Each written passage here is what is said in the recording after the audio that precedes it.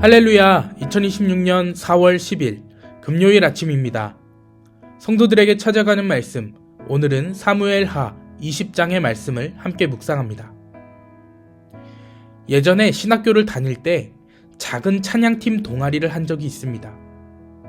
학교 채플 수요 예배 찬양을 맡던 팀이었는데 일주일에 한 번씩 만나 찬양 연습을 하고 또 친교도 나누며 활발하게 활동했던 동아리였습니다.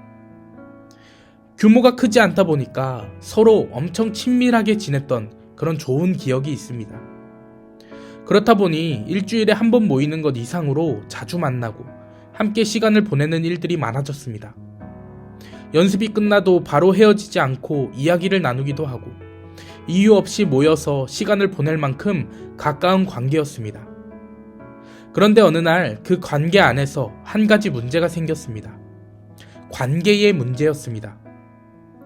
동아리 안에서 두 사람이 서로 좋은 마음을 가지고 가까워지게 되었습니다. 자연스럽게 이야기하고 함께 시간을 보내면서 그 관계가 점점 더 깊어진 것 같습니다. 그 모습은 누가 봐도 나쁘게 보일 이유가 없는 오히려 건강하고 좋은 관계였습니다. 그런데 동아리에는 하나의 규칙이 있었습니다. 팀 안에서는 연애를 하지 않는다라는 규칙이었습니다. 그 규칙 때문에 그 관계가 문제가 되기 시작했습니다. 처음에는 다들 그냥 조심했습니다. 괜히 더 건드리지 않으려고 했고 잘 알아서 하겠지 하는 그런 분위기였습니다. 관계가 어색해지지 않기를 바라는 마음이 가장 컸던 것 같습니다. 그런데 그때 한 선배가 이 이야기를 걸고 넘어지기 시작했습니다. 찬양팀 안에서도 열정이 넘쳤고 총무로 섬기면서 누구보다 책임감 있게 팀을 이끌던 그런 사람이었습니다.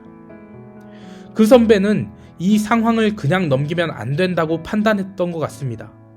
규칙은 지켜져야 한다고 생각했고 공동체를 위해서라도 분명하게 정리해야 한다라고 생각했습니다. 말을 꺼낼 때 망설임이 없더라고요.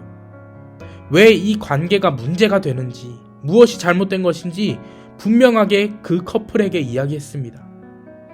조리 있게 논리적으로 상황을 정리해 나가니까 그 자리에 있던 사람들은 아무도 반박하지 못했습니다. 그 선배의 말이 틀린 말이 하나도 없었기 때문입니다.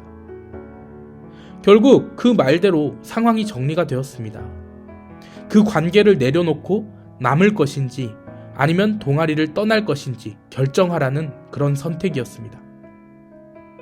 결국 한 사람은 떠나게 됐고요. 한 사람은 남았습니다. 문제가 깔끔하게 정리된 것처럼 보입니다. 규칙도 지켜졌고 공동체는 그대로 유지된 것처럼 보였습니다. 그런데 문제는 그 다음부터였습니다. 그 좋았던 찬양팀 안의 분위기가 점점 달라지기 시작한 것입니다. 예전에는 자연스럽게 오가던 이야기들이 조심스러워졌고 누군가 말을 꺼내면 다른 사람들은 잠깐씩은 눈치를 보게 됐습니다. 그리고 남녀 둘이 걸어 다니거나 남녀 둘이 어떤 일을 하는 것 자체가 눈치가 보였습니다. 사람들 사이에 보이지 않는 선이 하나씩 그어지기 시작한 것입니다. 그 자리에 있었던 사람들은 모두 알고 있었습니다. 문제는 해결됐지만 이전의 관계는 무너졌다라는 것을 말입니다. 이제 와서 그 일들을 생각해보면 문제를 해결하는 것과 관계를 살리는 것은 같은 일이 아니라는 생각이 듭니다. 그때 우리는 문제를 정리하는 데에는 성공했지만 관계를 지키는 데에는 실패했습니다. 그 선배는 누구보다 열심이었습니다. 공동체를 생각했고 문제를 그냥 두지 않았고 책임감을 가지고 나섰습니다. 그런데 그 열심은 문제를 빠르게 끝냈을지는 몰라도 사람을 이해하고 기다리고 관계를 회복하는 데에는 전혀 사용되지 못했습니다. 오늘 본문 사무엘하 20장에도 비슷한 일이 하나 터집니다. 세바라는 사람이 반역을 일으킨 것입니다. 이 사람은 우리는 다윗과 상관없다라고 말하며 공동체에 분란을 일으킵니다. 그리고 그의 말 때문에 이스라엘 사람들이 점점 다윗을 떠나 세바를 따르기 시작합니다. 다윗의 입장에서는 이건 반드시 해결해야 하는 문제였습니다.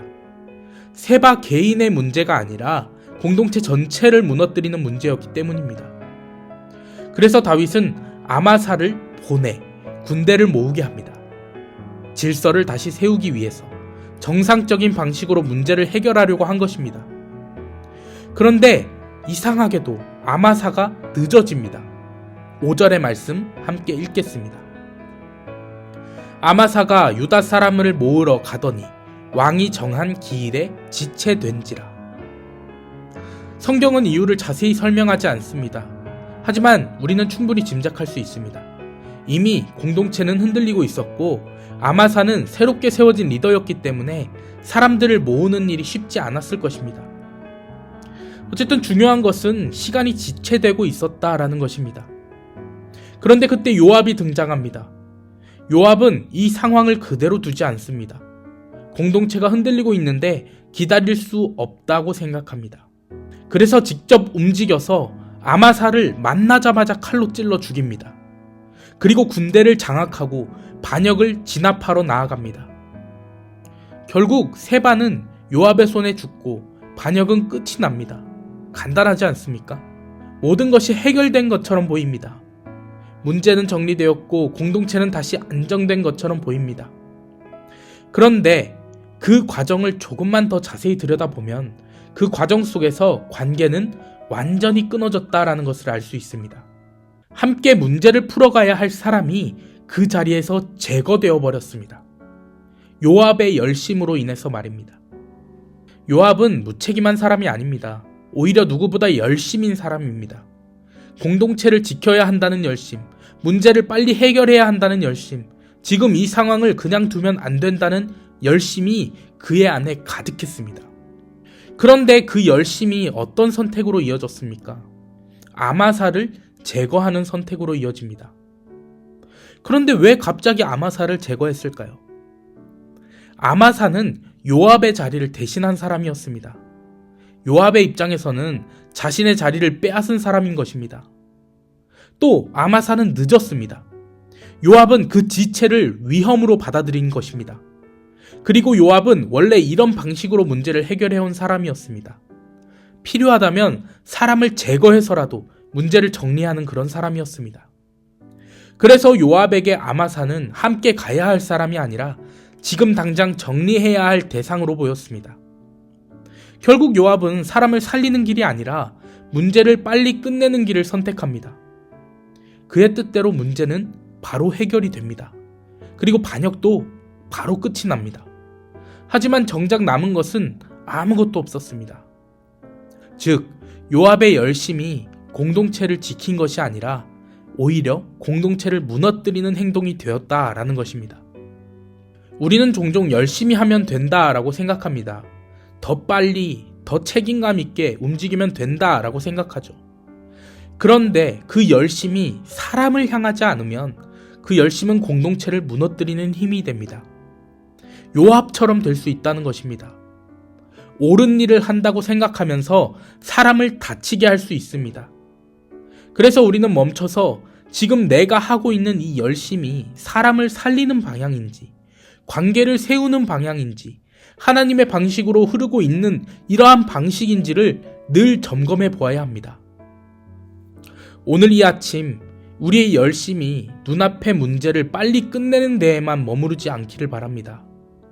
무엇이 맞는지 판단하고 정리하는 것에 앞서 그 과정 속에서 내가 사람을 어떻게 대하고 있는지 돌아보게 되기를 바랍니다. 내 말이 옳은가가 중요한 게 아닙니다. 그 말이 사람을 살리고 있는가를 먼저 생각하는 우리 모두가 되기를 축복합니다. 조금 더 이해하려고 하고 조금 더 기다려주고 쉽게 선을 긋거나 잘라내지 않는 선택을 할 수 있는 마음이 우리 안에 자리 잡아 관계를 불편하게 만드는 것이 아니라 다시 이어지게 하는 우리 모두가 되기를 소망합니다.